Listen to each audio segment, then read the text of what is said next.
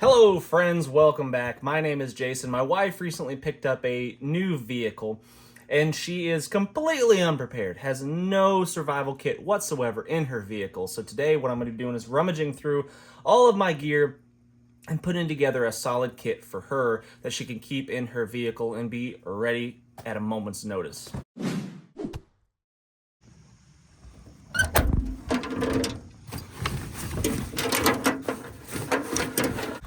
So here's the new ride right there. And here's the space that we have to work with. And now this is typically what the back of her car is gonna look like. It's gonna have a whole bunch of stuff in it. She's hauling people, she's hauling supplies and food, and she's hauling a lot of stuff in this truck right here. It might as well be a truck. Actually, we looked at getting her a pickup truck so she'd have an easier time of hauling all the stuff that she wants to haul. But anyway, this is typically what the back of her vehicle looks like. It's got stuff in it. So what we're gonna put in here has to be small. I'll show you in a minute, I used to have a big, huge parachute bag that had everything that you could possibly need. It had sleeping bags for the whole family. It had all the survival kit. It had tools. It had everything in it, but it was huge. It was about as big as this 42-gallon trash bag right here full of donations, but it was about that big. And it just took up too much space, and she was always taking it out and leaving it behind because she needed the space to haul stuff. So I've got to take that into consideration. Oh, here's a good item. Threw this in here the other day, a Halo Bolt Ultimate. This is basically a jump starter. It's got a pump in here. Let's open it up and look at it. So this is gonna stay in her car for sure. And look how hideous it is. Ugh. But it is pretty cool actually. So you can plug stuff into it. You can charge your phone, USB ports. It's got a air pump, so you can pump up your tires. It will jump start your car. It's a pretty cool little system, and it is charged up to 100%. I know this because I just put it in there. Anyway, so that's really neat. That's going to stay in there for sure. It doesn't necessarily have to fit in the pack, but it's going to stay in the car. Here's a first aid kit that I have built. It's been a while. Haven't been into this one in a while, but it's got a bunch of rolled gauze, just for your standard cuts and things like that. And then it's got more advanced stuff. Got a Israeli bandage here, a chest seal, which she has not been trained up on how to use. It's not necessarily, in my opinion, a bad idea to put first aid kit items in a first aid kit if you don't know how to use it, because potentially you might arrive upon a scene, or something might happen, you have the first aid kit and someone is there with a higher level of training that might be able to use it. Should you learn how to use all the stuff? Absolutely. Should I do a better job of teaching my wife how to use some of these things? Absolutely. I'd like to have a great big jumbo bag with everything that she could possibly ever need, but I gotta be realistic at the same time. So let's limit it to what she will actually use. This syringe right here, this is something that's often overlooked in a med kit. This is a syringe that's used to wash out your Sawyer Mini. But it's also really good for irrigating a wound. Let's say if I was to cut my arm right here, I could spray that cut and get all the crap, dirt, and stuff out of it. And that does a pretty good job of that. This first aid kit pouch is fairly bulky, so we're gonna get rid of that and eliminate some of the extra stuff that's probably not necessary. We've got a rat's tourniquet right there, which I like. Some people hate them, but they do work quite well on kids, like little girl arms that are scrawny, about an inch in diameter. Here's a smaller pouch of wet wipes. Maybe we'll throw that one in there. She's always getting into something. Always into mischief, this Maggie girl. Aren't you, girl? You see basic boo-boo bandages and stuff like that, which is probably what's in here if I had to guess. Oops. This is actually a decent little boo-boo kit right here. So we might just add our rat's tourniquet in there. We've already got gloves, but we couldn't hurt to throw in an extra pair of gloves. So we'll have the rat's tourniquet, some quick clot right there, in combination with some wet wipes. Here's some more gauze. I'd like to get some more of that in there. All right, there's a decent first aid kit. Solve most problems that we should encounter, I would think, as long as we can get it to close. Like I was saying before, in previous packs like this, that's what I had in there basically. Was that giant, big, huge, jumbo parachute pack right here. That's what I had in there, and it had everything. You know, I thought, I want to take care of my wife and kids. I want to make sure they have everything that they need. But like I said, she ended up just taking the thing out and leaving it behind. So it was pretty much useless. So I've got to make sure it's compact and small. I've got 5 Mylar blankets here. I don't love Mylar blankets, but I tell you what, if I was stuck out in the elements for whatever reason, it'd be really nice to have something, just a waterproof, windproof barrier to put over top of you. Yes, they're fragile. You walk through the woods with one of these wrapped around you, you're gonna tear holes in it. They're pretty much one-time use. But for an emergency and the small factor right there, it's hard to beat it. You can literally stick one of these in your pocket and carry it around with you all the time and not even know it's there, and you've got yourself a waterproof shelter. So for that reason, I really like them.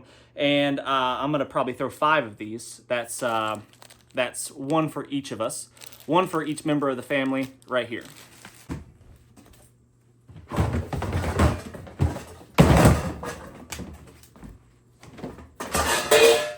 There's a decent sized pot right here with a locking lid. This is an MSR pot. I really like this one. I've had it a long time. So I'm gonna see if I can fit that in the pack. That way we could have a way to boil water if we should need to, cook up a mountain house meal, that kind of thing. And I could probably cram some stuff in here to save some space, like those Mylar blankets or something like that. So I mentioned this on last week's video. There's a basic checklist that I go through whenever I'm packing a bag. I don't worry so much about all the details. I worry a little bit more when it comes to my wife and kids than I would for my own personal self.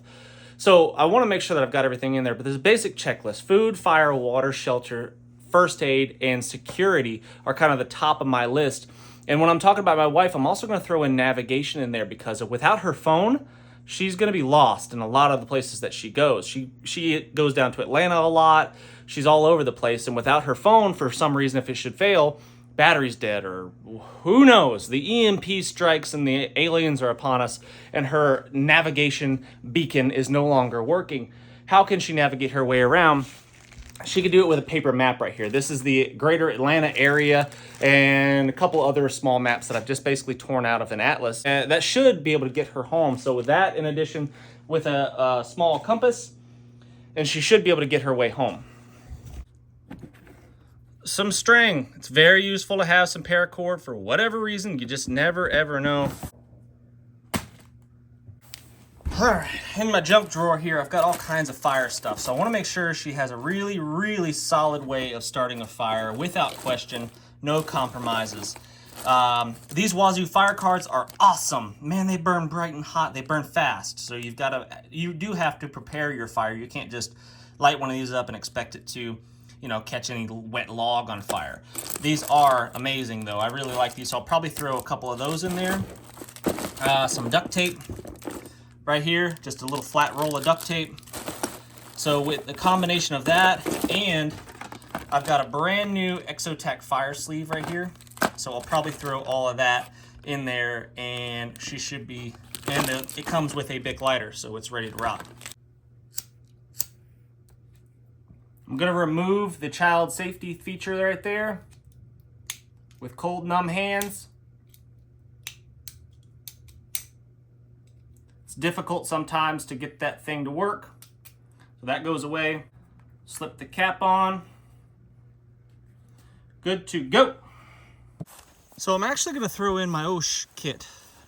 Collaboration between me, Wazoo, and Bear Forest Knives. And this basically is the Wazoo Adventure Kit. And it's got, you know, pretty much everything that you can think of in there.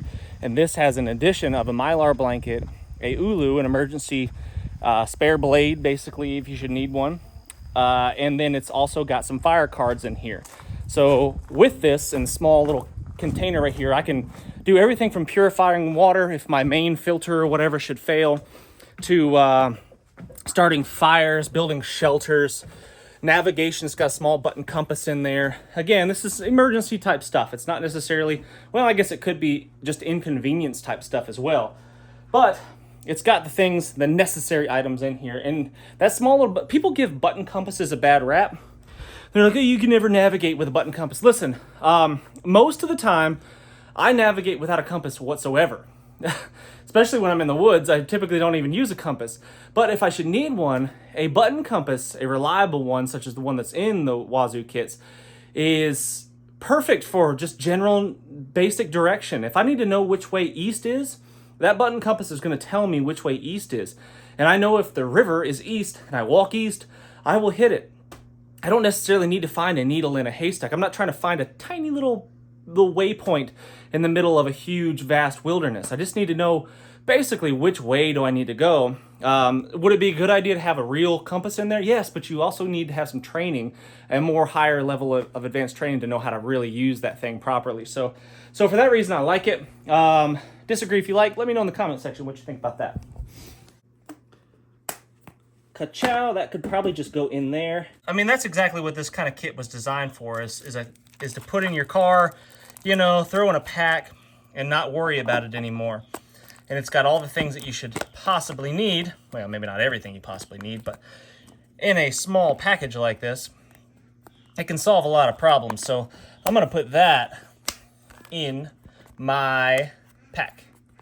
Here's a small little solar lantern. It was attached to like this squishy jug-like thing, and I don't really understand the purpose of that, but the lid is where the magic happens. So that thing can just sit in a cup holder or something in the car, and then it will stay juiced up all the time. And it's actually pretty dang bright. It's a pretty effective light, and it's lasted a long time. These have been pretty reliable, so I'm gonna throw that in there as well.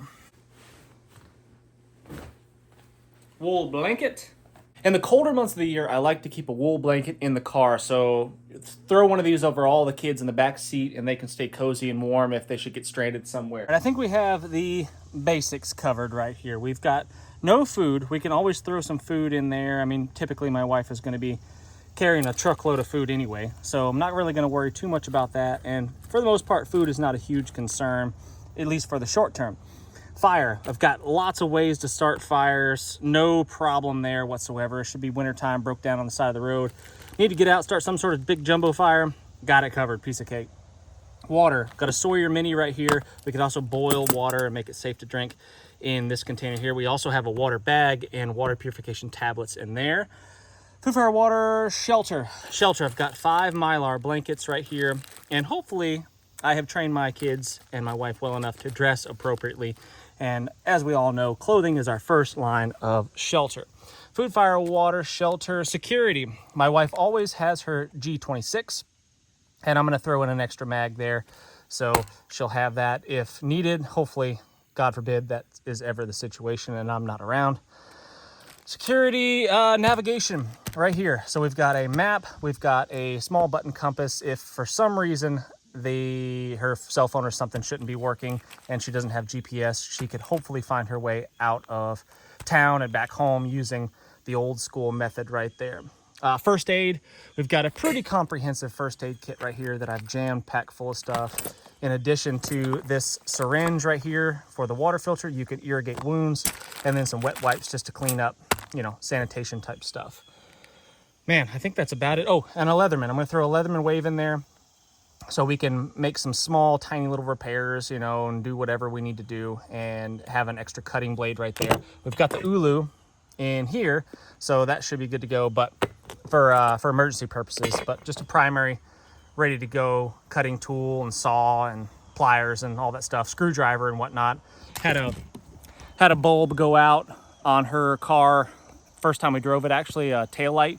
And I did not have a multi-tool with me, didn't have a screwdriver. I couldn't fix it because I didn't have the basic tools. And now we can solve that problem. There's spare tire that's got plenty of air, checked it. We've got her pump and jump starter in there. Jack to jack up the car if we need to change that out. I think we've got the basics covered. And in here, I want to leave this exposed so it stays charged up. But put everything that we can in there. I need to put ammo in there, of course. We'll get to that. Small bandana, lots of reasons to have a bandana, but pretty much everything fits right in there like that. Sealed up. Put that in our Hill People Gear Tarahumara, my favorite pack.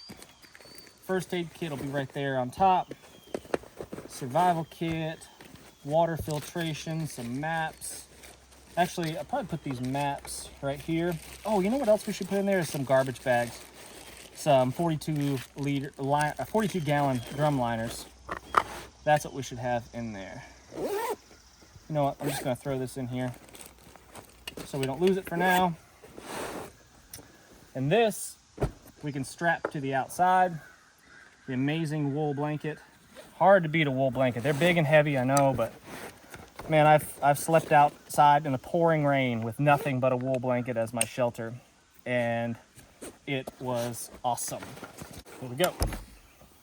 Now I think that is a fairly small package right there. Doesn't take up much room. Throw that in the back of her car and she will never have to take it out. At least that's my hope.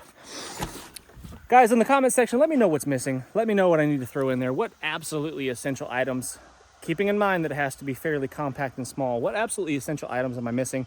Let me know in the comment section. As always, please hit the thumbs up, subscribe if you haven't done so already, and I can't wait to see you on the next one.